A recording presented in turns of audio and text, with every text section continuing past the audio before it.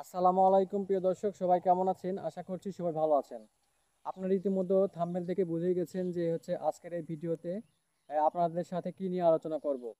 আজকের ভিডিওতে মূল টপিক হচ্ছে জাপান কেন আপনাদের বাংলাদেশ থেকে 1 লক্ষ কর্মী নিচ্ছে।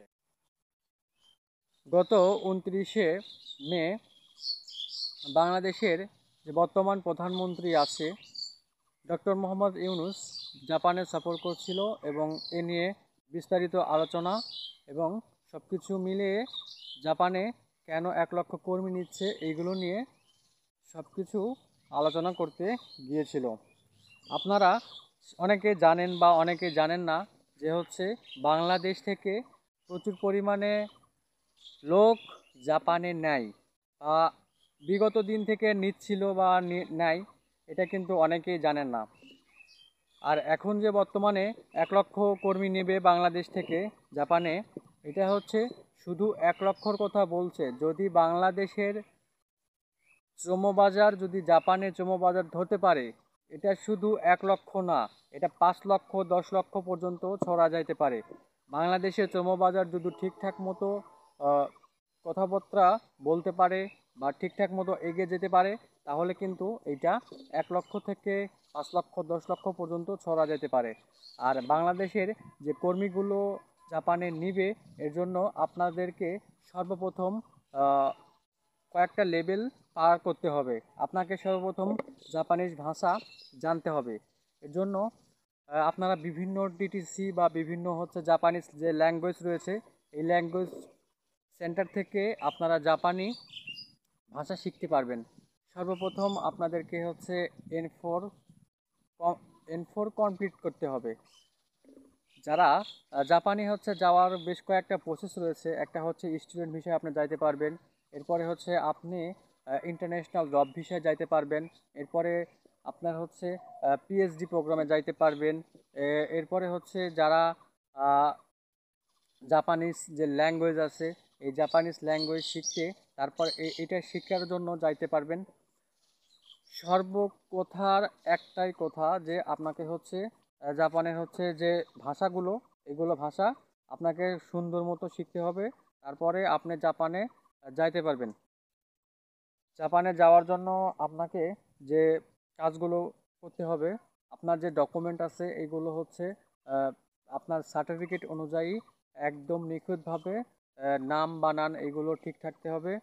তাহলে আপনি সঠিকভাবে জাপানে যেতে পারবেন। জাপান যাওয়া কিন্তু সহজ, কিন্তু আমরা মনে করি যে অনেক কঠিন বা অনেক উন্নত দেশ, এই জন্য বাংলাদেশ থেকে কর্মী নিবে না, অনেক দালালের চক্র। কিন্তু আসলে বিষয়টা এরকম না। আপনারা যারা সঠিক ওয়ে আছে, সঠিক যে প্রসেস রয়েছে, সঠিক যে এজেন্সি রয়েছে, এই এজেন্সির মাধ্যমে কিন্তু আপনারাও জাপানে যাইতে পারবেন।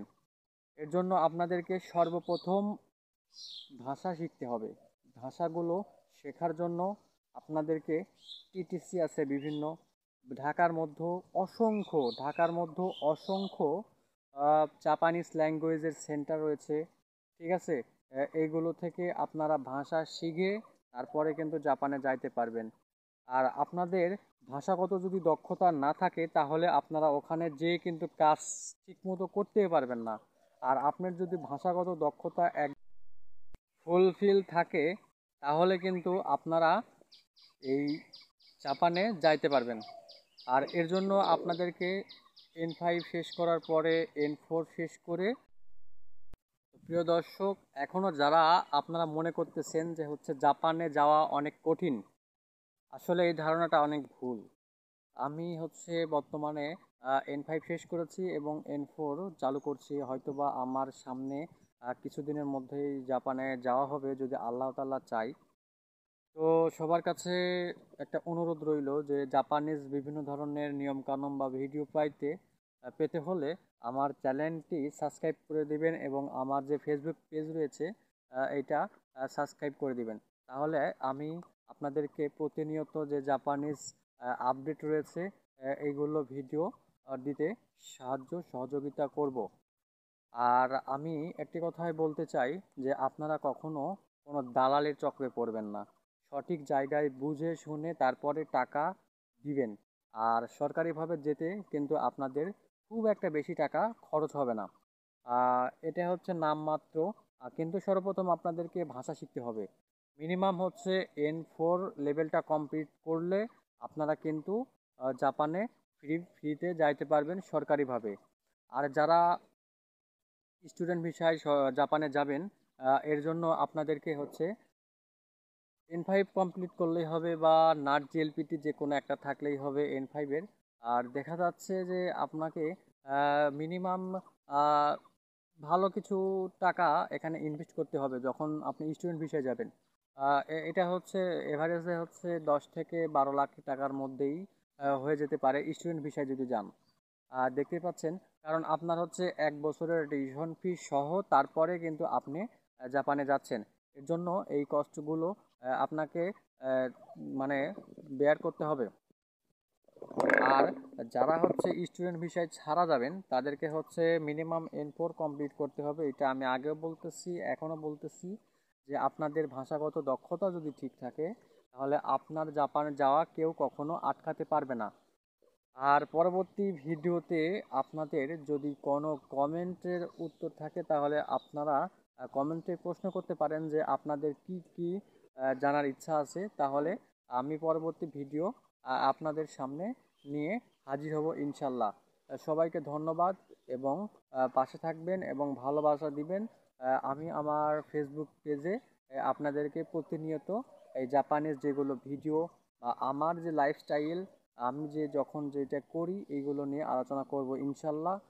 আপনারা সবাই আমার পাশে থাকবেন এবং আমার ফেসবুক পেজটা ফলো দিবেন, এবং আমার হচ্ছে ইউটিউব চ্যানেলটাও সাবস্ক্রাইব করে দিবেন। বর্তমানে আমার ইউটিউব চ্যানেলে মোটামুটি 600 প্লাসের ওপর হচ্ছে সাবস্ক্রাইবার রয়েছে। আপনারা যদি একটু সহযোগিতা করেন তাহলে কিন্তু আমার ইউটিউব চ্যানেলটা আরেকটু বড় হয়ে যাবে। সবাইকে ধন্যবাদ। সবাই ভালো ভালো থাকবেন এবং সবাই পাশে থাকবেন। আসসালামু আলাইকুম। আজকের মতো এই জাপানের কর্মী নেওয়া বিষয়ে যে ভিডিওটা করলাম, সবার কেমন হয়েছে কমেন্টে জানাবেন। সবাইকে ধন্যবাদ। আসসালামু আলাইকুম।